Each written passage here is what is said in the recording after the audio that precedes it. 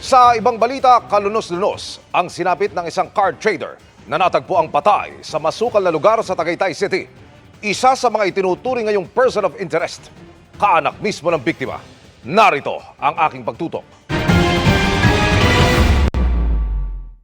Hubot-hubad, nakagapos ang mga kamay at paa. Balot ng packing tape ang bibig at mga mata at walang buhay. Ganyan natagpuan ng 26 anyos na card trader na si John Lester Amin sa masukal na bahagi ng Tagaytay City noong December 23. Initially, nakitaan natin siya ng mga saksak sa katawan. Maliban doon, wala na tayong nakitang other injuries po niya. It took us almost 3 days para ma-identify yung biktima. Positibong na-identify ng kalibin.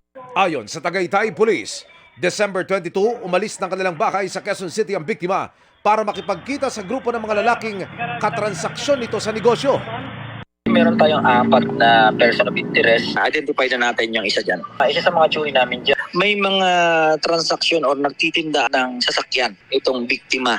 Isa yun sa posibleng tinitingnan nila kaya siya nagmadaling umalis ng gabi na yun. Recently siya na dinidispose or tinatransact na sasakyan. Yun yung initial lang natin na informasyon. Isa sa mga person of interest, kaanak ng biktima na isa sa mga huling kasama umano ni Amin. Hindi natin makakitaan na pinersa yung ating biktima pagkus ay parang sumama siya mismo doon sa sasakyan. Hawak ng pulisya ang mga CCTV video na kuha sa magkakaiwalay na lugar sa loob at labas ng Metro Manila noong gabi na huli siyang nakitang buhay. Sabi ng pulisya, may sapat silang ebidensyang hawak.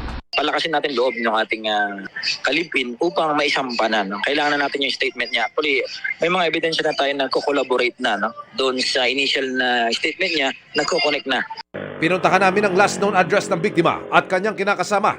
Pero ayon sa Homeowners Association President, hindi nila kilala ang biktima. Para sa GMA Integrated News, Emil Sumangil, nakatutok 24 oras.